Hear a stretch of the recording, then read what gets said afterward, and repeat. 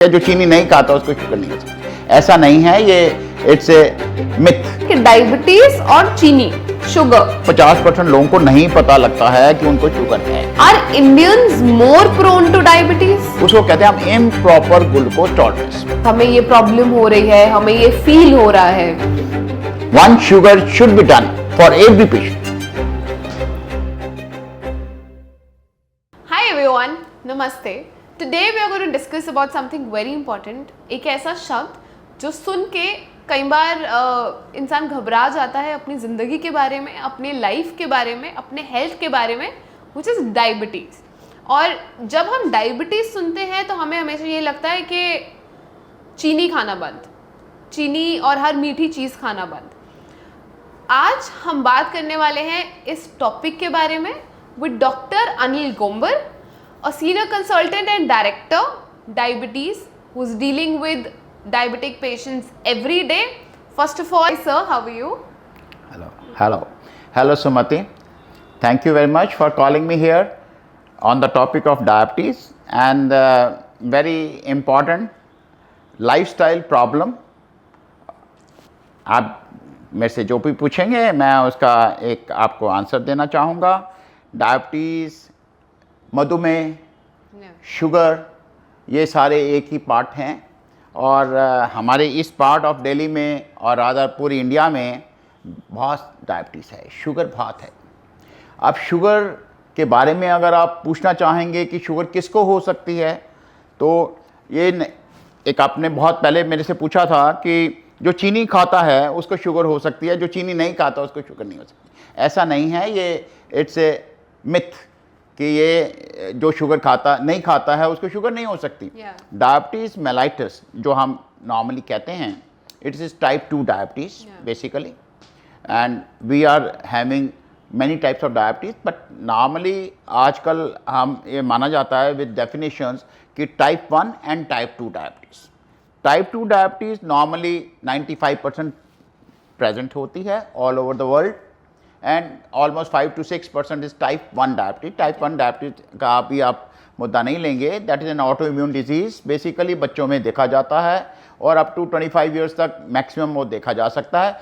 But type 1 40 साल की उम्र में भी हो सकता है, टाइप 2 15 साल की उम्र में भी हो सकता है। So we talk about type 2 diabetes. हम और डिस्कस करेंगे डिफरेंट टाइप्स ऑफ डायबिटीज़ के बारे में भी जानना चाहेंगे, पर उससे पहले सबसे पहली चीज़, डायबिटीज़ हमने सिर्फ यही सुना है कि डायबिटीज़ और चीनी sugar do not have it, something for everyone. हम ताकि थोड़ा बेटर अंडरस्टैंडिंग ले पाए, डायबिटीज़ अगर किसी को है या हुई, क्या चेंजेस आ रहे हैं बॉडी में, क्या फ्रॉम द बायोलॉजी पर्सपेक्टिव क्या हो रहा है हमारे शरीर में अगर हमें डायबिटीज़ हो गई है तो।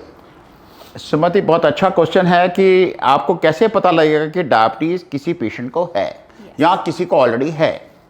देखो, डायबिटीज़ एक होती है एक्यूट स्टेट में, पहली बार पेशेंट आया, एक पेशेंट आया 1 साल बाद, एक पेशेंट आया 20 साल बाद। तो जो शुरू में पेशेंट आते हैं कई बार एसिम्प्टोमेटिक रहती है। 50% लोगों को नहीं पता लगता है कि उनको शुगर है। 50% लोगों को तब पता लगता है जब या उनको कोई चोट लग जाती है, कोई एक्सीडेंट हो जाता है, कोई इन्फेक्शंस होती हैं, या उनको प्यास ज़्यादा लगने लग जाती है। एक कॉमन प्रोफाइल बनाते हैं कि मुझे बहुत प्यास लग रही है, मुझे बहुत पेशाब आ रहा है, यूरिनेशन फ्रीक्वेंसी हो गई है, भूख ज़्यादा लगती है और मेरे को वीकनेस बहुत आ रही है। तो ये कुछ कॉमन सिम्टम्स हैं, कई बीमारियों में हो सकते हैं, लेकिन डायबिटीज़ में ये माना जाता है। इसको 3 शब्दों में मैं बोलूँगा: पॉलीडिप्सिया, पॉलीफेजिया एंड पॉलीयूरिया। ज़्यादा पेशाब आना, ज़्यादा भूख लगना और ज़्यादा पानी पीना। हमारी audience could be from around the globe. मैं ये पर्टिकुलरली पूछना चाहूँगी, आज के टाइम में डेटास को देख के, रिसर्चेस को देख के, are Indians more prone to diabetes? That's also very nice one कि बिकॉज हम इंडियंस को एक तो पहले डायग्नोस्टिक नहीं बना सकते थे, डायग्नोसिस नहीं करते थे हम लोग। डायग्नोसिस आधे लोग तो शुगर चेक ही नहीं कराते थे और जो चेक कराते थे वो भी एक शुगर कराते थे कभी कभी। अगर आपको ऐसे कोई सिम्टम्स हैं जो मैंने बताए और उसमें अगर आप शुगर चेक करना चाहते हैं तो एक हम कहते हैं फास्टिंग शुगर लेवल, Okay. एक कहते हैं post prandial sugar level. Post prandial का मतलब खाना खाने के बाद, Okay. That is 2 hours 1.5 hours to 2 hours after taking meal, heavy meal, may be heavy breakfast. उसके बाद अगर आप करें तो उनकी कुछ वैल्यूज़ हैं। नॉर्मल वैल्यूज़ हर एक पेशेंट को, हर एक आदमी को पता होना चाहिए अपना। जैसे आपको ब्लड प्रेशर का एक नॉर्मल वैल्यूज़ पता होती हैं, वैसे ही एक शुगर के लिए वैल्यूज़ पता होनी चाहिए। नॉर्मल शुगर लेवल जो फास्टिंग होता है वो 125 से नीचे होना चाहिए Okay. मिलीग्राम पर डेसीलीटर।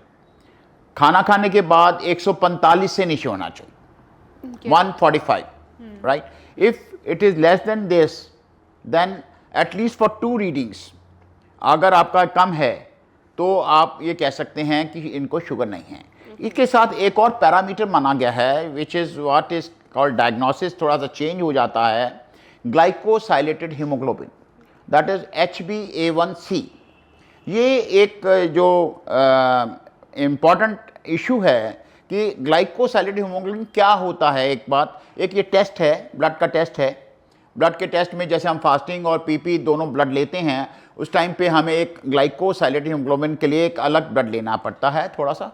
वो बताता है कि आपका 3 महीने की जो एवरेज शुगर है बॉडी के अंदर वो कितनी है। That is what is called as glycosylated haemoglobin. उसमें ग्लाइकोसाइलेशन हो रहा है हीमोग्लोबिन का बॉडी के अंदर। पेशेंट आया मेरे पास एक बार, कहता है सर मेरी शुगर तो 110 है और खाने के बाद मेरी 160 है। अब ये जो लेवल्स हैं ये थोड़े से ज़्यादा माने जाते हैं फास्टिंग के लिए भी और पोस्ट प्रेंडियल के लिए भी। फिर उस टाइम पे हमको एक ये वाला टेस्ट जो है ग्लाइकोसाइलेटेड हीमोग्लोबिन का, वो आपको करवा लेना चाहिए। That is normal is 7%, less than 7% और 7%। अब इसमें भी थोड़ी सी मैं आपको बताऊंगा कि जो ग्लाइकोसाइलेटेड हीमोग्लोबिन होता है वो कई बार बहुत ज़्यादा हाई होता है और शुगर नॉर्मल होता है। इट मीन्स पेशेंट शुगर का मरीज है, वो कोई दवाई ले रहा होगा। जैसे आपने कहा कि वो कैसे पता लगा कि वो शुगर का मरीज है। नॉर्मल आ गया लेवल, आप कहोगे डायबिटीज़ नहीं है, नहीं ऐसा नहीं है। लोग मेरे पास आते हैं 10 साल बाद, 15 साल बाद, फास्टिंग मेरा 115 120 है, मैं खाने के बाद मेरा 160 है, 170 है। देन आई ऑलवेज आस्क कि आपको पहले से डायबिटीज़ है? कहते हैं हाँ जी। ग्लाइकोसाइलेटेड हीमोग्लोबिन पता किया तो उसका 8.5 है। सो 8.5 इज़ हाई। सो ये कुछ पैरामीटर्स हैं जो WHO ने दिए हमको। वर्ल्ड हेल्थ ऑर्गेनाइजेशन कहता है कि अगर आपका फास्टिंग लेवल 125 से ऊपर होगा, खाने के बाद का लेवल आपका 145 से ऊपर होगा, तब हम आपको डायबिटीज़ मानेंगे। अब वो एक लेवल होता है जो 145 और 200 के बीच में जो होता है लेवल, उसको कहते हैं हम इम्प्रॉपर ग्लूकोज टॉलरेंस। तो फिर WHO ने कहा खाने के बाद का 1.5 घंटे से 2 घंटे के बाद का जो लेवल है वो 200 से ऊपर होगा, 200 मिलीग्राम पर डेसीलीटर।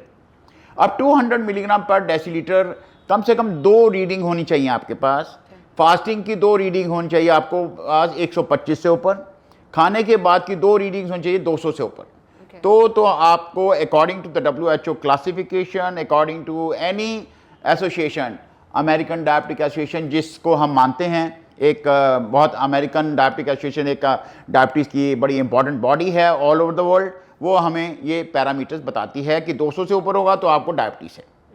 दैट्स सिम्टम्स, वो सिम्टम्स जो हम बॉडी के बाहर देख रहे हैं कि हमें ये प्रॉब्लम हो रही है, हमें ये फील हो रहा है।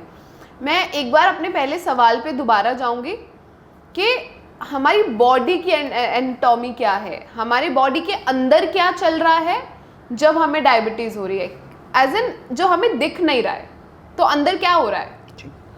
नॉर्मली क्या होता है, डायबिटीज़ की जो कॉम्प्लिकेशंस होती हैं वो हमारे पास लोग आते हैं। पहले मेरे को कोई कहता है कि मेरे को ये प्रॉब्लम हो रही है, मेरे को आंखों से दिखना में कमज़ोरी लग रही है, उनको हार्ट अटैक्स ज़्यादा हो रहे हैं, मेरे को कमज़ोरी बहुत आ रही है, मेरे को सेक्सुअल डिसफंक्शन हो रहा है। यंग बच्चे आते हैं मेरे पास, erectile dysfunction is also very common in diabetes. So diabetes ऊपर से लेकर नीचे तक पूरी बॉडी को अफेक्ट कर रही है। आंखें आपकी ख़राब हो रही हैं, आपका दिल के ऊपर कॉर्नियल आर्टरी डिजीज़ जल्दी हो रही है, हार्ट अटैक इसलिए आजकल देखे जाते हैं ज़्यादा। आप नेक्स्ट क्वेश्चन आपका यही होगा कि हार्ट अटैक बहुत ज़्यादा बढ़ गए। क्यों? क्योंकि डायबिटीज़ भी बढ़ गई, डायबिटीज़ का डायग्नोसिस अच्छा हो गया, लोगों को अवगत किया गया, अवेयरनेस हो रही है कि हाँ शुगर भी एक बीमारी होती है। जो शुगर एक्चुअली कोई लिखा हुआ तो नहीं आएगा आपके मुंह पे कि यार मुझे डायबिटीज़ हो गई। हमें आपको डायग्नोस करना पड़ेगा कि आपके शुगर लेवल्स इन लेवल से ज़्यादा हैं तो आपकी बॉडी के अंदर इफेक्ट्स आ रहे हैं। That is what is called as metabolic effects of diabetes, the complications of diabetes. Now diabetes का मैंने जैसे बताया, एक दिन वाला पेशेंट आया, एक साल वाला पेशेंट आया, 10 साल बाद पेशेंट आया। अब complication normally starts after 1 or 2 years of uncontrolled diabetes. Uncontrolled diabetes, क्योंकि लोग कहते हैं कि मेरे को डायबिटीज़ है, मेरे को ये कॉम्प्लिकेशन हो गई, कुछ और हो सकता है। तो इसलिए हमें पेशेंट्स को ये अवगत कराना चाहिए कि आपको डायबिटीज़ अगर कंट्रोल्ड है तो कोई कॉम्प्लिकेशन नहीं होगी। हम डायबिटीज़ कंट्रोल क्यों करते हैं? क्योंकि उसको कॉम्प्लिकेशन ना हो। कॉम्प्लिकेशन मैंने बताया कि ऊपर से लेकर नीचे तक पूरी बॉडी में आपके उसके इफेक्ट्स आ सकते हैं। आंखों में हम कहते हैं retinopathy, diabetic retinopathy. Then heart का ज़्यादा प्रॉब्लम होती है तो उसमें आपको बड़ी सारी प्रॉब्लम होती हैं। हार्ट अटैक्स मैंने बताया आपको जैसे ज़्यादा हो सकते हैं, ऑटोनॉमिक न्यूरोपैथी हो जाती है। पेट पे आ जाइए तो गैस्ट्रोपेरेसिस होता है। Constipation is very common. This is also because of diabetes at times. Erectile dysfunction I said for the young people. People do have lot of diabetes के साथ किडनी की बड़ी प्रॉब्लम। आजकल डायलिसिस बढ़ गया। क्यों? क्योंकि डायबिटीज़ कंट्रोल नहीं की। वो लोग समझते हैं मेरे को तो किडनी की प्रॉब्लम है, मुझे डायबिटीज़ नहीं है। मेरे को डायबिटीज़ कैसे? फिर हम देखते हैं कि उसको डायबिटीज़ है, डायबिटीज़ की वजह से किडनी प्रॉब्लम हुई है। डायलिसिस करवाना पड़ता है कई लोगों को, इसीलिए कि शुगर धीरे धीरे धीरे धीरे किडनीज को खराब करती है। And that is what is called as diabetic nephropathy. Okay. अब कुछ लोग चल नहीं पाते हैं। डायबिटिक फुट, पेशेंट आया, उसको चोट लगी, उसका हील नहीं हो रहा है, अल्सर हील नहीं हो रहा है। डायबिटीज़ पैरों में उसके एक अल्सर बन गया है, उसका इन्फेक्शन हो गया है, वो ठीक नहीं हो पा रहा है। वो सर्जन के पास जा रहा है, बार बार पट्टी करा रहा है, नहीं ठीक हो रहा है।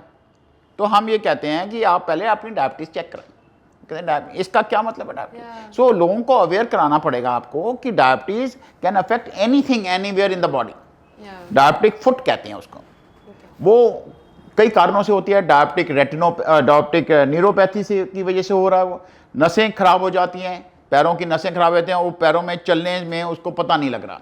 वो कहीं ना कहीं आपका ट्रॉमा होता है उसके पैर में, उसको पता नहीं लगता कि मेरे पैर में कुछ लगा है, चोट लगी है। उसको कहीं पत्थर लग गया, कई लोग किक मारते हैं उसके स्कूटर की, तो उसमें इन्फेक्शन हो गया, चोट लग गई, खून आ गया, कॉन्स बन गए, वॉट्स बन गए पैरों में। तो एनीथिंग कैन हैपन। सो इसलिए डायबिटीज़ एक बहुत इम्पॉर्टेंट क्या कहते हैं डायग्नोस्टिक क्राइटेरिया, मतलब डायग्नोसिस के लिए आपको ब्लड टेस्ट कराना जरूरी है। मैं तो ये कहता हूं कि सारे हॉस्पिटल, मेरा अपोलो स्पेक्ट्रा में कोई भी पेशेंट बिना शुगर चेक कराए नहीं आएगा अंदर। One sugar should be done for every patient. Again एक चीज पे मैं फिर फोकस करना चाहूंगी, which is if somebody is diabetic, उसकी क्या पैथोलॉजी है, what is happening, what exactly diabetes is. In simple words अगर हम सबको समझाना चाहें, डायबिटीज एग्जैक्टली है क्या? शुगर का जो मेटाबॉलिज्म है वो बॉडी कंट्रोल कर रहा है। हमारे अंदर एक ऑर्गन होता है जिसको कहते हैं पैनक्रियास। पैनक्रियास के अंदर एक सेल्स होते हैं जो कहते हैं islet of Langerhans, beta cells of Langerhans, जहाँ से एक हार्मोन निकलता है, उसको कहते हैं हम इंसुलिन। ये जो इंसुलिन है ये सारा मेटाबॉलिक सिस्टम को कंट्रोल कर रहा है। वो सबसे ज़्यादा कंट्रोल वो शुगर को वही करता है, इंसुलिन। इसका मतलब कि इंसुलिन अगर पूरी तरह हमारे बॉडी के अंदर है, जो हमारे को एंडोजीनस कहते हैं हम, जो हमारे को भगवान ने दी हुई है, जो हमारे को ईश्वर ने दी हुई है, अपनी बॉडी के अंदर जो सिस्टम में दी हुई है, वो मेटाबॉलिक सिस्टम कहीं ना कहीं खराब। इसका मतलब पैनक्रियास कहीं खराब हुआ, कहीं आइलेट ऑफ लैंगरहैंस खराब हुए, उनकी इंसुलिन निकल नहीं पा रही है पूरी तरह। हमें सपोज 25-30 यूनिट सपोज इंसुलिन निकलती है हमारी बॉडी के अंदर, वो नहीं निकल पा रही, तो उसको शुगर हो जाएगी। उसका जो लेवल है, जो बॉडी के अंदर हम जब खाते हैं तो इंसुलिन लेवल निकलते हैं। इंसुलिन स्टिमुलेट होता है। हम जब खाना खाते हैं तो हमारे अंदर लैंगरहैंस जो सेल्स हैं, बीटा सेल्स ऑफ लैंगरहैंस कहते हैं इसको, वो कॉमन लोगों को नहीं समझ आएगा। वो अंदर से जहाँ पैंक्रियास से उसमें इंसुलिन निकला, वो इंसुलिन निकलता है जब हम खाना खाते हैं, वो स्टिमुलेशन होता है। वो खाना खाने का जो प्रोसेस है वो पूरे का पूरा एक मेटाबॉलिक के लिए इन्वॉल्व होता है। अगर वो इंसुलिन पूरा नहीं निकलेगा तो वो शुगर, जो इतना हमने खाना खाया उसका शुगर बनता जाएगा। वो शुगर बनाने से वो लेवल जब बढ़ जाता है तो बॉडी के अंदर ये कॉम्प्लिकेशंस हो जाती है। ये सारी कॉम्प्लिकेशन जो मैंने अभी आपको डिलेट किए, तो ये शुगर बॉडी के लिए, ज़्यादा शुगर लेवल बॉडी के लिए अच्छा नहीं है। ये देखा जाता है कि जब इनके लेवल बढ़ जाते हैं तो ये पूरी बॉडी के अंदर सिस्टम में ख़राब कर देती है। अब वो आंखें ख़राब कर रहे हैं, दिल ख़राब कर रहा है, किडनी ख़राब कर रहा है, नसें ख़राब कर रही हैं। तो इसलिए it is the metabolic system of insulin. Now insulin नहीं निकल रहा। आप कई लोगों को कहेंगे पहले तो निकल रहा था। आप टाइप 2 डायबिटीज़ जब हम बात ही कर रहे हैं तो पहले तो ठीक 25-30 साल तक तो निकलता गया सर, फिर कैसे ये ख़राब हो गया? अब उसके कई कारण होते हैं। It's a lifestyle disease. I said lifestyle disease में क्या होता है? आपका वेट, आपकी डाइट, आपकी फिजिकल एक्टिविटी, आपका मेंटल स्ट्रेस, ये चारों चीज़ें आपकी मेटाबॉलिक सिस्टम को चेंज कर रहे हैं। अगर आपका वेट बढ़ गया तो आपकी जितनी इंसुलिन चाहिए थी आपको, उससे कहीं ज़्यादा चाहिए अब उसको कंट्रोल करने के लिए। तो that is what is called as insulin sensitivity नहीं बन रही है उसकी। Obesity is one of the most important cause. Yes, मोटापन। जैसे ही कोई मोटा होगा तो उसकी जो लेवल्स हैं, उसकी जो रिक्वायरमेंट है इंसुलिन की, वो बढ़ जाएगी। वो जो हमारा जो फैट बढ़ जाता है, जो हमारा बॉडी वेट बढ़ जाता है, उसकी वजह से एक इंसुलिन रेजिस्टेंस हो जाता है। जितना इंसुलिन निकल रहा है वो लग नहीं रहा है, बॉडी की मेटाबॉलिक सिस्टम में ठीक तरह कर नहीं रहा काम हो, इसीलिए वो शुगर लेवल बढ़ते जाएंगे। एक तो इंसुलिन सेंसिटिविटी बता दी मैंने आपको, एक इंसुलिन रेजिस्टेंस मैंने बताया आपको कि जब मोटे हो गए तो इंसुलिन। अब इंसुलिन की सेंसिटिविटी को बढ़ाने के लिए हमको वेट कम करना पड़ेगा। So that is why it is called as lifestyle modification. Now it is a lifestyle disease. 95% of diabetes, type 2 diabetes, is a lifestyle disease. So while before having this conversation, just going through the researches and some facts, I got to know that diabetes is the leading cause of death in the world, not only in India, in the world. And अभी हमने conversation के बीच में you mentioned कि अगर diabetes control नहीं हुई तो ये हो सकता है या वो हो सकता है. That means that diabetes is controllable. थोड़ा सा उसके बारे में बात करेंगे कि अगर डायबिटीज़ कंट्रोल हो सकती है तो कैसे. और अभी you also mention, so this is one question. Second is, आपने वेट के बारे में बात करी, पर कितने मेंटेन्ड वेट में भी ऐसी पॉपुलेशन है जिनको डायबिटीज़ है. तो क्या वेट कम करने से अगर डायबिटीज़ कंट्रोल हो रही है तो फिर जिनका वेट ऑलरेडी कम है उनको डायबिटीज़ क्यों है? डायबिटीज़ जो आपने कहा कि पूरे वर्ल्ड में है, बिल्कुल वर्ल्ड में है. We are, I must say that we are the capital of diabetes in India. Rather the whole the world is suffering from diabetes and its complications. Now the complication मैंने आपको सारा अवगत करा दिए हैं पहले. डेथ ज़्यादा होती हैं डायबिटीज़ से, क्योंकि एवरी थर्ड और fourth person of diabetes is suffering from its complications. Heart attacks ज़्यादा हो गए, मैंने बताया था आपको. हार्ट अटैक्स की परसेंटेज बढ़ गई, बहुत बढ़ गई. आपके डायबिटीज़ की वजह से किडनी फेलियर हो गए हैं, मैंने कहा आपको डायलिसिस भी बढ़ गया है. तो डायबिटीज़ की जो कॉम्प्लिकेशंस हैं उसके मर रहे हैं लोग. डायबिटीज़ को कंट्रोल नहीं करते हैं इसलिए उनकी कॉम्प्लिकेशंस होती हैं. इसलिए डायबिटीज़ को कंट्रोल करना बहुत ज़रूरी है. यहाँ आपने बताया कि मुझे वेट कम करने से डायबिटीज़ भी ठीक हो सकती है. बिल्कुल ठीक हो सकती है. आजकल बहुत सारे प्रोग्राम्स चलते हैं रिवर्सल ऑफ डायबिटीज. एक्चुअली क्या है reversal? Is a diabetes is a controllable disease. Yes, as you said, diabetes is controllable disease. Diabetes तो बॉडी में रहेगी. यस, बॉडी का लेवल, अगर शुगर का लेवल बढ़ गया है तो उसके कारण हमने देखने हैं क्या बढ़ गया है. इंसुलिन की सेंसिटिविटी खराब हो रही है, इंसुलिन की रेजिस्टेंस हो रहा है. वो किन कारणों से हो रहा है वो मैं आपको अभी थोड़ी सी इन नटशेल बता दूंगा. लेकिन डायबिटीज़ को कंट्रोल करना चाहिए हमें बहुत है, is a controllable disease. I cannot say कि भाई आज की मैं आपको ये दवाई दिया, आपको इंसुलिन दिया, आपकी डायबिटीज़ ख़त्म पूरी ज़िंदगी के लिए, ऐसा नहीं होगा। आप प्लीज़ उसको कंट्रोल रखें, हमें बैलेंस करना पड़ेगा। डायबिटीज़ कम भी ना हो, मतलब शुगर हमारी ब्लड के लेवल अंदर कम भी ना हो और शुगर बहुत ज़्यादा भी ना हो। शुगर कम होना एक थोड़ा सा अभी मैं बता भी देता हूँ, हाइपोग्लाइसीमिया बहुत कॉमन है, उससे भी डेथ्स होती हैं। शुगर कम होने से भी डेथ्स होती हैं, that is less than 60। Severe hypoglycaemia 20 degree milligram पे अगर पेशेंट बहुत देर तक रहता है तो patient can have lot of complications of brain strokes हो जाते हैं, हार्ट अटैक्स हो जाती हैं, फिब्रिलेशंस होते हैं, वेंट्रिकुलर टैकिकार्डियाज होते हैं, काफ़ी कुछ हो सकता है, इसलिए डेथ उससे भी हो सकती है। सो डायबिटीज़ की रिलेटेड डिजीज़ जो हैं, डायबिटीज़ के वजह से ये डेथ्स हैं and they are all controllable. Again बहुत सारे सवाल हैं, बहुत सारे जवाब भी हैं। कमिंग बैक टू कंट्रोलेबल है, क्या क्या करें अपने लाइफस्टाइल में, क्या क्या चेंजेस लाएं जिससे ये कंट्रोल हो पाए? There are 4 pillars of diabetes जिससे आप कंट्रोल कर सकते हैं। And that is why I say type 2 diabetes is a lifestyle problem. Now आपकी लाइफस्टाइल में क्या क्या चेंजेस आप कर सकते हैं जो आपको कंट्रोल कर सकती है। लाइफस्टाइल में क्या है? सबसे पहले आपका डाइट, आपका खान पान।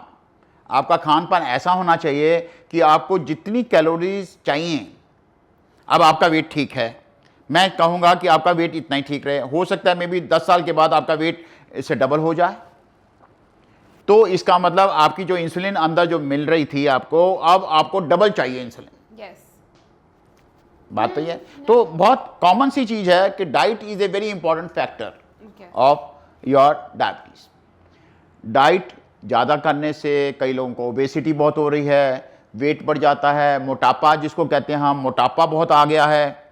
अब हमारे दिल्ली में आप देखेंगे, हमारे हिंदुस्तान में देखेंगे, पूरे वर्ल्ड में देखेंगे, तो obesity is one of the most important problem. सब लोग अपने खाना पीने के से परेशान हैं। सब लोग अब उसको कम करने के लिए क्या कर सकते हैं? एक तो डाइट कंट्रोल कर सकते हैं। अब डाइट में आपका प्रोटीन, आपका कार्बोहाइड्रेट, आपका विटामिन्स, आपका फैट, ये पूरा बैलेंस स्टेट में आना चाहिए।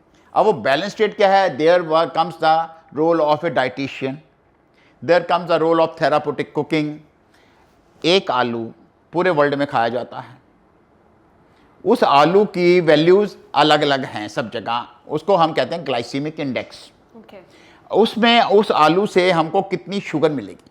Carbohydrate, basically it is a carbohydrate, so it is a amalgamation of carbohydrate, proteins, vitamins and fats in the diet. So diet की चेंजेस आनी पड़ती हैं। अब लोकल चेंजेस करिए, पूरा वर्ल्ड में चेंजेस करिए, अब हर एक आदमी अपना अपना खाना खाता है, so we should know what are the local diets available. इसीलिए डायबिटीज़ कंट्रोल नहीं होती। हम कहेंगे जी वेस्टर्नाइज खाना खाइए, नो, वेस्टर्न में तो बहुत है diabetes, burgers, pizzas, everything, so junk foods, they are all more. So we need to know कि हमारा लोकल फूड में जहाँ कार्बोहाइड्रेट कम हो। अब कार्बोहाइड्रेट का एक कॉन्सेप्ट है कि हमारे हिंदुस्तान में कार्बोहाइड्रेट बहुत खाया जाता है, रोटी चावल बहुत ज़्यादा होता है। हमारा सारी प्लेट में पूरा रोटी चावल होगा, सब्जी इतनी सी होगी। सब्जी is not more than even 10% here. दही नहीं होती है, फ्रूट्स नहीं होते हैं, नट्स नहीं होते हैं। हमारे जब पहले फिजिकल काम बहुत होता था, तो आप जितना खा रहे हैं, जितना इनटेक हो रहा है, उतना आउटपुट नहीं हो रहा है। एनर्जी जितनी आप ले रहे हैं उतनी एनर्जी यूटिलाइज नहीं कर रहे हैं आप, तो वो धीरे धीरे धीरे धीरे वो एक्यूमुलेट होती जाएगी। That turns into fat, and fat का आप कहीं भी फैट मिल सकता है, मोटापापन, ठीक है ना। धीरे धीरे वो आप फिजिकल एक्टिविटी आपकी कम हो जाएगी। आपको कितना चलना चाहिए? आपको पूरे उसको कंज्यूम करने के लिए, उस एनर्जी को कंज्यूम करने के लिए आपको एक्सरसाइज करनी चाहिए। That is why the role of gym, role of आपका exercises in different forms. Different लोग बताते हैं कि ये वाली एक्सरसाइज करिए, ये वाली एक्सरसाइज करिए। हर एज में अपनी एक्सरसाइज का इंपॉर्टेंस है। अब ओल्ड एज में वो कहेंगे जी हम कहेंगे 3 किलोमीटर आप भाग के जाइए, नहीं कर सकते आप, तो फिर आप योगा करिए। मेडिटेशन करिए, आप डाइट को कंट्रोल करिए, अपने फैट्स को कंट्रोल करिए, आप प्रोटीन को आप ज़्यादा कर दीजिए। Protein is very good for muscle building. आप जैसे जितने जिम वाले हैं या जितने एक्सरसाइज वाले हैं, वो जितने एथलीट्स हैं, वो क्या करते हैं, बेसिकली कार्बोहाइड्रेट कम करके आप प्रोटीन को बढ़ा दीजिए। So we need to take something like complex carbohydrate at times. So हमें भूख तो लगेगी ना, भूख तो लगेगी। अब भूख को कम करने के लिए क्या करना चाहिए, आपको कॉम्प्लेक्स कार्बोहाइड्रेट लेने चाहिए। मैंने वो एक कॉन्सेप्ट दे रहा था ग्लाइसेमिक इंडेक्स का। तो आपको बनाने का तरीका, आपके खाने का तरीका, लोकल तरीका भी डिफरेंट होना चाहिए, जिसमें आप घी, मक्खन, तली हुई चीज़ नहीं खाएं ज़्यादा। पिज़्ज़ा ना खाएं, पिज़्ज़ा में भी तो वही है, मैदा है, चीनी वाली चीज़ें मत लीजिए आप ज़्यादा। अब ये नहीं है कि जिसने चीनी बंद कर दी उसको शुगर नहीं होगा, आप कार्बोहाइड्रेट तो ले रहे हैं। Carbohydrate is equal to chini, carbohydrate is equal to energy. So we need one energy. एक छोटा सा है कि मुझे 1600 कैलोरीज एनर्जी चाहिए, मैं 2200 कैलोरीज ले रहा हूँ, तो मेरे वो 600 कैलोरीज कहाँ जाएगा, बॉडी के अंदर जाएगा, तो इसलिए वेट बढ़ जाएगा। सो इसलिए हमें ये combination of carbohydrate, proteins, vitamins and fats should be evaluated and they should be balanced. It should be called balanced diet.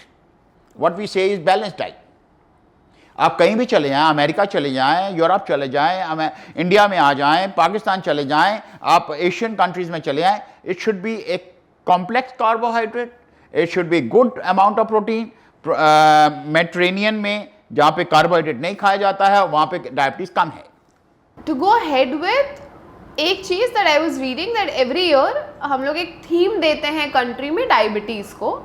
इस साल 2024 का जो थीम है वो है diabetes and well being. Just want to know कि अगर किसी को ऑलरेडी डायबिटीज़ है और ऑलरेडी बहुत ज़्यादा बढ़ चुकी है, हम लोगों ने अभी बात करी कि आप डाइट कंट्रोल कर लो, प्रिवेंट हो जाएगा, कंट्रोल हो जाएगा, एक्सरसाइज कर लो, बट आई एम श्योर कि एज एन एक्सपर्ट आप बहुत अच्छे से बता पाएंगे कि आपके पास वर्स्ट केसेस भी आते होंगे जहाँ डायबिटीज़ नहीं कंट्रोल हो रही है, लाइफ रिस्क पे है। उन केसेस में आप वेल बीइंग के लिए थोड़ा नॉर्मल जाने के लिए क्या कर सकते हैं, और ऑलरेडी अगर आप मेडिकेशंस पे हैं ऑलरेडी। सुमति बहुत अच्छा बताया आपने। डायबिटीज़ एंड वेल बीइंग बड़ा अच्छा एक स्लोगन दिया है वर्ल्ड डायबिटीज़ एसोसिएशंस ने, WHO की वजह से। आपने ठीक कहा कि हम फिज़िकली भी ठीक हो गए, वेट भी कम कर लेते हैं, सब भी, फिर भी डायबिटीज़ कंट्रोल नहीं हो रही। तो इट इज़ वेल बीइंग का मतलब यहाँ पर है physical well being, social well being and mental well being. हम उसके बारे में ज़्यादा बात नहीं कर पाते हैं कई बार कि मेंटल वेल बीइंग अगर अच्छी होगी तो आपका ट्रीटमेंट भी अच्छा होगा, आपका सोशल वेल बीइंग अच्छी होगी तो आपके हार्मोन्स भी ठीक रहेंगे। आप सोशल वेल बीइंग में आता है फिज़िकल एक्सरसाइज है, बाहर जा रहे हैं, आप हंस खिल रहे हैं, एक कोई लोग कहते हैं क्लैपिंग करिए, कोई लोग कहते हैं जोर से हंसिए, कोई कहते हैं स्विमिंग करिए। So all these are the physical factors basically, but that is associated with social well being, that is associated with mental well being. जितने डिप्रेशन होता है डायबिटीज़ के साथ बहुत कॉमन है। डायबिटीज़ के साथ क्योंकि जब क्रॉनिक डायबिटीज़ हो जाती है उसकी कॉम्प्लिकेशन इतनी हो जाती है तो उसको एक आदमी डिप्रेशन में जाता है, आदमी एंग्जाइटी रहती है कि मेरे को कल को मेरी किडनी ख़राब हो जाएगी, मेरा पैर ख़राब हो जाएगा, मेरा हार्ट ख़राब हो जाएगा। तो हमें एक मेंटल वेल बीइंग भी बहुत ज़रूरी रहती है। हमें अपना कोई जो एंग्जाइटी स्टेटस हैं, हमारे जो डिप्रेशन स्टेटस हैं, that can also be tackled, that should be tackled by a diabetologist also. तो मैं ये चाहूँगा कि उनका मेंटल वेलबींग भी अच्छा होना चाहिए। That is where we call as diabetes and wellbeing. So उस वेलबींग के लिए हमें दवाइयों का भी अच्छा प्रयोग करना चाहिए, हमें टेक्नोलॉजी का प्रयोग करना चाहिए, हमें ऑनलाइन भी देखना पड़ना चाहिए, क्योंकि डायबिटीज़ एक रोज़ की डिजीज़ है। आप रोज़ रोज़ डॉक्टर के पास नहीं जा सकते। आप रोज़ रोज़ आप अपना शुगर के लेवल्स कई बार नहीं कर पाती हैं। तो कई लोगों को डर लगता है कि मैं शुगर 3 बारी करूँगा, 2 बारी करूँगा, मैं नहीं करता, मुझे सुई से डर लगता है। कई लोग कहते हैं मैं इंसुलिन नहीं लूँगा, मुझे सुई से डर लगता है, हैं। तो ये सारी चीज़ें हमें बताने के लिए हमें एफर्ट ज़रूर करना चाहिए कि उसकी और वेलबींग कैसे अच्छी बना सकते हैं। अब शुगर के मरीज़ हैं जो, मैं एक थोड़ा सा उदाहरण देता हूं कि गोलियां खा रहे हैं, नहीं कंट्रोल हो रहा, जब उनको ग्लाइकोसाइलेटेड हीमोग्लोबिन 9 से ऊपर चले गया, उनका गोलियां फेल हो रही हैं सपोज, तो हमें क्या करना पड़ेगा? इंसुलिन देना पड़ेगा। अब इंसुलिन 1 बार देना है, 2 बार देना है, 3 बार देना है, कितने बार देना है, कब देना है, ये सारा ऑप्टिमाइजेशन कहते हैं हम उसको। तो वो इंसुलिन देना चाहिए कि पेशेंट को तो ठीक रखे ना। अब इंसुलिन का बहुत बड़ा एक हमारे इंडिया में तो बहुत ज़्यादा प्रॉब्लम है कि इंसुलिन हमें नहीं लगानी, मर जाऊंगा इंसुलिन नहीं लगाऊंगा। ये गलत आइडिया है। यही हमें अवेयरनेस करनी है कि इंसुलिन लगाने के आज तरीके बड़े अच्छे आ गए हैं, अपने आप चली आती है, इंसुलिन पंप आ गए हैं, इंसुलिन के इंजेक्शन इतने अच्छे आते हैं कि उनकी सुई का पता भी नहीं लगता। आप इंसुलिन कैसे लगानी है, क्यों लगानी है, उनको पूरा हमें अवेयर करना चाहिए कि उनकी कॉम्प्लिकेशंस बच जाएंगे, वो डायलिसिस से बच जाएंगे, वो हार्ट अटैक से बच जाएंगे, वो डायबिटिक फुट से बच जाएंगे। ये कहना चाहिए। यंग बच्चा है, उसके शुगर 400 आ रही है, ओरल हाइपोग्लाइसीमिक एजेंट जो हम गोलियां देते हैं उसको हम कहते हैं ओरल हाइपोग्लाइसीमिक एजेंट, उससे फेल हो रहा है, then we should try to give them the better OHA, we should try to give them better insulin। हमारा मेन मुद्दा क्या है कि इंसुलिन हमारा शुगर कंट्रोल करना है। आप शुगर वो गोलियों से कंट्रोल करें, इंसुलिन से कंट्रोल करें, दोनों को मिक्स करके करें और दोनों में उनको समझाया जाए कि ये गोली सुबह लेनी है, ये इंजेक्शन रात को लेना है, या ये इतने इंजेक्शन लेना है, इतनी परसेंटेज लेने हैं। हम कब इंसुलिन बंद कर सकते हैं? ऐसा नहीं है कि इंसुलिन एक बार स्टार्ट कर दी तो आपको इंसुलिन बंद नहीं हो सकती, वो भी बंद हो सकती है। I want my moral is कि ये जो स्टिग्मा जो डायबिटीज़ का है, जो स्टिग्मा इंसुलिन लेने का है, वो भी ख़त्म होना चाहिए। उसके लिए टेक्नोलॉजीज़ हैं अच्छी। अब वो कहेंगे कि हम शुगर का लेवल नहीं करते, तो there are so many good technologies now available to know whether you are really diabetic और अनकंट्रोल्ड डायबिटिक। आजकल कॉन्टिन्यूस ग्लूकोज मॉनिटरिंग के सिस्टम्स आ गए हैं। अगर आप कहते हैं हम आगे और बढ़ें, बताएं कैसे है। कॉन्टिन्यूस ग्लूकोज मॉनिटरिंग से हमें एग्जैक्टली 24 घंटे का पूरा शुगर पता लग जाता है। वो मीटर्स होते हैं, वो भी हम कर सकते हैं। और टेक्नोलॉजीज़ में हमने, जैसे मैंने एक बताया था, ग्लाइकोसाइलेटेड हीमोग्लोबिन हर एक पेशेंट का होना चाहिए, हर डायबिटिक का होना चाहिए, जो कि 7% से कम होना चाहिए। तो ये 2 टेक्नोलॉजीज़ के से हम और आगे अच्छी बढ़ा सकते हैं, उनकी मेंटल एबिलिटीज़ को ठीक कर सकते हैं। एक बहुत जरूरी इंपॉर्टेंट चीज़ मैं बताना चाहूँगा कि डायबिटीज़ के साथ दिमाग के ऊपर भी बहुत परेशान होता है। मैंने अभी कहा था मेंटल स्ट्रेस है। Even Alzheimer disease has also been associated with diabetes. So ये सारी चीज़ों को कंट्रोल करने के लिए आपको आपका डायबिटिक स्टेटस पता होना चाहिए। While we are discussing about technologies, medications, researches done, एक चीज़ आपने कहीं बताई कि डायबिटीज़ कंट्रोलेबल है। इतने सारे प्रोग्राम्स हैं आज के टाइम में कि आप डायबिटीज़ रिवर्स करिए, आपकी डायबिटीज़ ठीक हो सकती है। You being an expert, something I want to understand, and I think viewers also want to understand from an expert point of view, एक ऐसा इंसान जो already chronic case of diabetes है, क्या वो डायबिटीज़ या उनकी डायबिटीज़ रिवर्स हो सकती है? क्या वो एक normal human being normal system में वापस आ सकता है? सबसे पहले तो मैं ये कहूँगा कि आप रिवर्स जो फिनोमेना है जो दिमाग में जो लोगों के है, वो आप छोड़ दीजिए, आप कहिए controllable. Okay, diabetes can be controlled at any stage. Okay, because हमारे पास आजकल बड़ी सारी इनोवेटिव टेक्नोलॉजीज, इनोवेटिव मेडिकेशंस आ गई, which we can control at least up to 90 to 95% people can be controlled on diabetes. उनका डायबिटिक स्टेटस बहुत ज़रूरी है। मैंने आपको बताया बार बार कि डायबिटिक स्टेटस में वो लाने के लिए हमको एक अच्छी अच्छी मेडिसिन आ गई। मेडिसिन का प्रयोग वही करना चाहिए जिनका एक रैंडमाइज क्लिनिकल ट्रायल से पता लगा है कि ये दवाइयाँ सबसे अच्छी हैं बॉडी के लिए, उनके साइड इफ़ेक्ट्स भी कम हैं, वो यूज़ करिए। टेक्नोलॉजीज़ को यूज़ करके आप बताइए कि हाँ डायबिटीज़ आपकी कंट्रोल्ड है कि नहीं है। आपको रात को शुगर कितनी रहती है, सुबह कितनी रहती है, वो आप टेक्नोलॉजी से बात कर सकते हैं। आप इनोवेटिव मेडिकेशंस आ रही हैं, innovative technologies for giving insulin also, वो भी आ रहा है।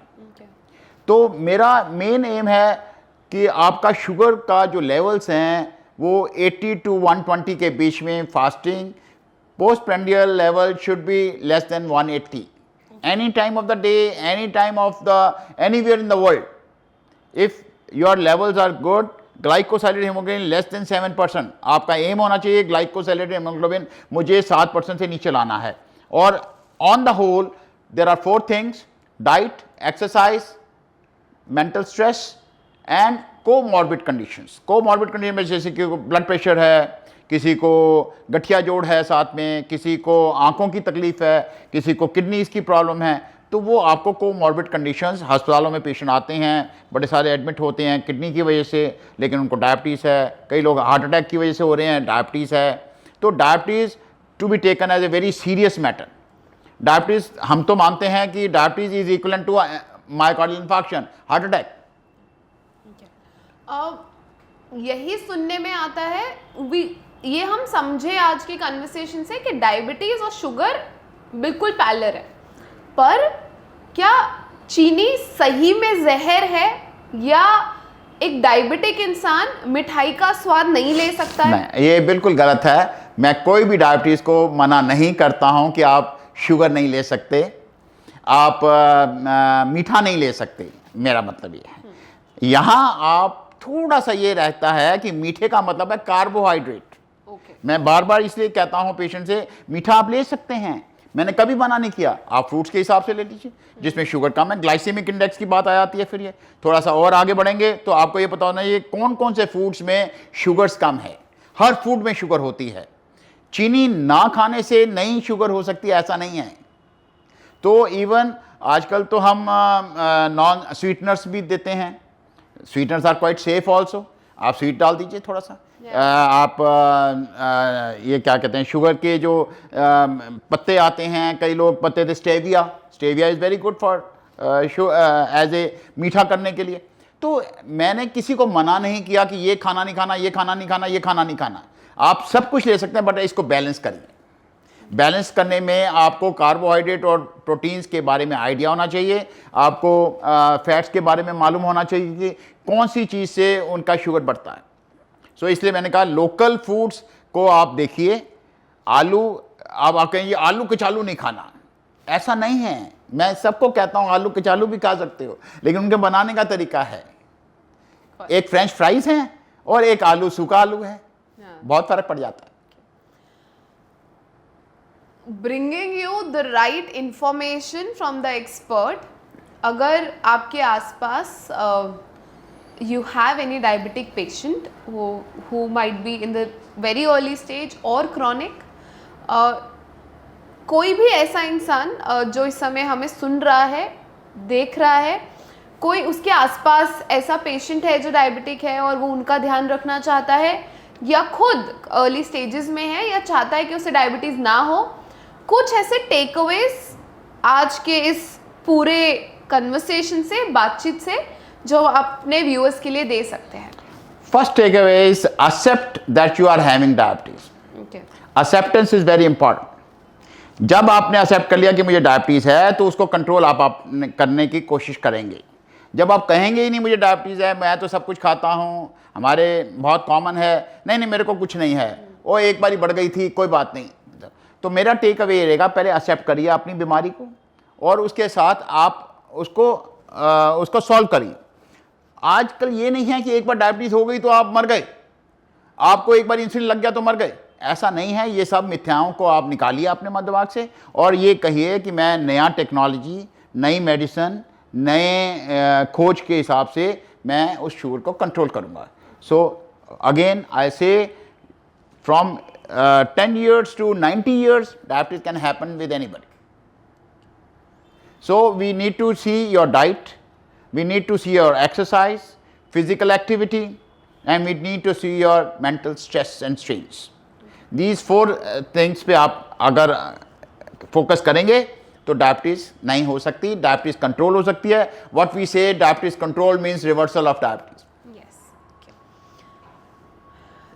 If you are somebody who enjoyed today's conversation and you learnt a lot, and if you want to ask anything else about diabetes or any other thing, you can put down in the comments. आज हमने बात करी diabetic patients के बारे में, cases के बारे में related two diabetes and how diabetes is preventable, controllable, और आप ऐसी चीज़ें लाइफस्टाइल में क्या क्या कर सकते हैं या ध्यान रख सकते हैं जिससे आप एक क्रॉनिक डायबिटिक पेशेंट के रास्ते पे ना चले, और अगर ऑलरेडी वहाँ है तो रिवर्स नहीं बट उसे कंट्रोल और प्रिवेंट कैसे करें। आगे बढ़ते हुए अभी तक हमारे साथ थे डॉक्टर अनिल।